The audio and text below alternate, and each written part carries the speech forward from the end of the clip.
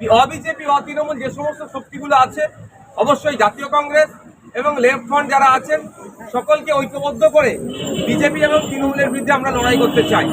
সেই জোটের মধ্যে কংগ্রেসকে আমরা আহ্বান জানাবো, লেফট ফ্রন্টকেও আহ্বান জানাবো, আরও যে সমস্ত রাজনৈতিক দলগুলো আছে তাদেরকেও আহ্বান জানাবো। যারা ডাকে সাড়া দিয়ে আসবে তাদেরকে নিয়ে ঐক্যবদ্ধভাবে লড়াই হবে। 2026 সালের বিধানসভা নির্বাচনে কে কার হাত ধরবে আর কে কার পায়ে ধরে সিট চাওয়াচাই করবে তাতে ইন্ডিয়ান ফ্রন্ট নাই। সেকুলার ফ্রন্টের স্পষ্ট বার্তা, 2026 বিধানসভা নির্বাচনে বিজেপি এবং তৃণমূলের বিরুদ্ধে আমাদেরকে ঐক্যবদ্ধ হয়ে লড়াই করতে হবে। অবিজেপি তৃণমূল যে সমস্ত শক্তিগুলো আছে, অবশ্যই জাতীয় কংগ্রেস এবং লেফট ফ্রন্ট যারা আছেন সকলকে ঐক্যবদ্ধ করে বিজেপি এবং তৃণমূলের বিরুদ্ধে আমরা লড়াই করতে চাই। সেই জোটের মধ্যে কংগ্রেসকে আমরা আহ্বান জানাবো, লেফট ফ্রন্টকেও আহ্বান জানাবো, আরও যে সমস্ত রাজনৈতিক দলগুলো আছে তাদেরকেও আহ্বান জানাবো। যারা ডাকে সাড়া দিয়ে আসবে তাদেরকে নিয়ে ঐক্যবদ্ধভাবে লড়াই হবে। এবার দিল্লিতে দোস্তি, এখানে কুস্তি, এটা কেমনভাবে বাংলার কংগ্রেস বা বাংলার মানুষ নেবে সেটা এখন দেখার বিষয়। আর্থিকর কাণ্ডে সেই দিন যারা ঘটনার সময় ছিলেন সেই সমস্ত নার্স, 4 জন নার্সকে ডেকে পাঠানো হলো সিডিও কংগ্রেস। দীর্ঘ সময় তাদেরকে জেরা করছেন তদন্তকারী অফিসার। এতদিন পরে ঘুম ভেঙেছে তাহলে? আমি তো অনেক আগে বলছিলাম, সেই সময় যে সমস্ত ডক্টরসরা ছিলেন তাদেরকে জিজ্ঞাসাবাদ করুক। আমি বলছি না তাদেরকে কাস্টডিতে নিতে, তাদেরকে জিজ্ঞাসাবাদ করা দরকার আছে। ইভেন যে সিসিটিভি অপারেটর যিনি আছেন, যিনি বা যারা সিসিটিভি অপারেটর ছিলেন ওই দিনে, তাদেরকেও জিজ্ঞাসাবাদ করা দরকার যে সিসিটিভিতে কোনো রকমভাবে ছেড়ছাড় হয়েছে কি হয়নি, তাহলে অনেক কিছু হবে। কিন্তু দুর্ভাগ্যের বিষয়ে আমি একটা কথা বলছি, আমার মনে হয় নিটফল 0 হবে।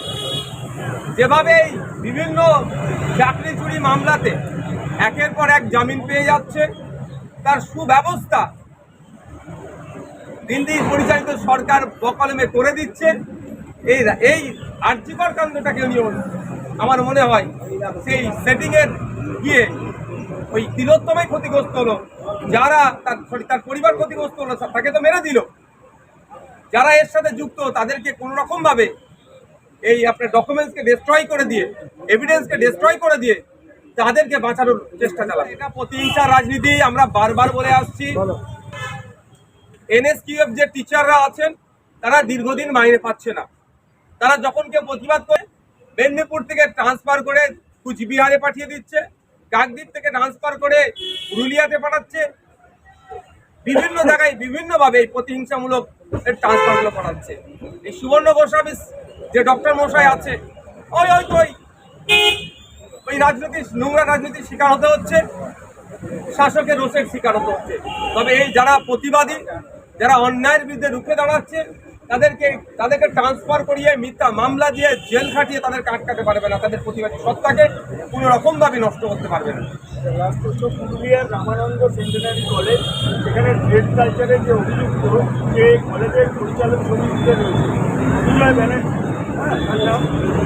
এবং এর বিরুদ্ধে প্রতিবাদে সরব হয়েছে অধ্যাপক এবং কলেজের ট্রেড কালচারের অভিযুক্ত কলেজের মহাসচিব। দেখুন, যাকে ওই কলেজের কমিটির মধ্যে রেখেছে তার সাথে শাসক দলের কত ভালো সম্পর্ক। সমস্যাটা এখানেই দাঁড়াচ্ছে, শাসক দলের সাথে যারা যুক্ত আছে, তৃণমূল কংগ্রেসের সিম্বলটাকে সামনে রেখে যত অনৈতিক, অবৈধ, অন্যায় কাজ করুক না কেন, দিনের শেষে শাসক তাকে মালা পরিয়ে তাকে আরও বেশিভাবে তো অন্যায় কাজ করে তার জন্য উৎসাহিত করে। যার নামে অভিযোগ আছে ট্রেড কালচারে, ছাত্রছাত্রীদের থেকে শুরু করে শিক্ষক প্রফেসরদেরকেও ছাড় পাচ্ছে না, যার রোষের শিকার থেকে, যার রোষের শিকার হচ্ছে তাদেরকে গুরুত্বপূর্ণ পদে বসানো মানেই এটাই। কিন্তু মনে পড়ে যাচ্ছে আরাবুল ইসলাম সাহেবের কথা, যিনি অধ্যাপিকাকে জব ছুড়ে মারলেন, তাকে পঞ্চায়েত সমিতির সভাপতি এই তৃণমূল কংগ্রেসকে বানিয়েছিল। এ থেকে একটা জিনিস এস্টাবলিশ করতে চাইছে, একটা জিনিস বার্তা দিতে চাইছে তৃণমূল কংগ্রেস, যে যত তার সিম্বল রেখে যে যত বড় অন্যায় করবে তাকে এই দল তত বড় পদ দেবে। নটোরিয়াস ক্রিমিনাল বলে national human rights commission Shaukat মোল্লাকে দেখে দিয়েছে। মমতা ব্যানার্জি তাকে বলেছেন তুই তো বোম্বা দিস।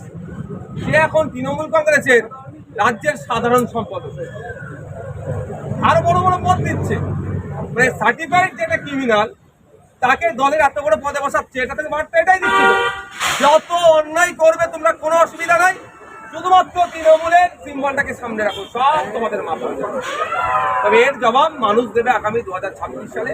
2021 সালে সাম্প্রদায়িক সম্প্রীতিতে বিশ্বাসী মানুষজন বিজেপির বিভাজনের রাজনীতিকে প্রত্যাখ্যান করে তৃণমূল কংগ্রেসকে বেছে নিয়েছিল, আর মুসলিম সম্প্রদায়ের হেভি অংশ মানুষ বিজেপি নাকি তাদেরকে ভিজ করবে, সেভাবে ভয় তাড়িয়ে দেবে।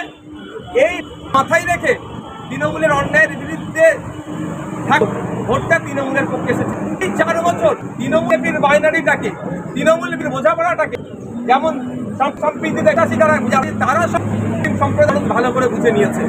তো 2023 সালে এর জবাব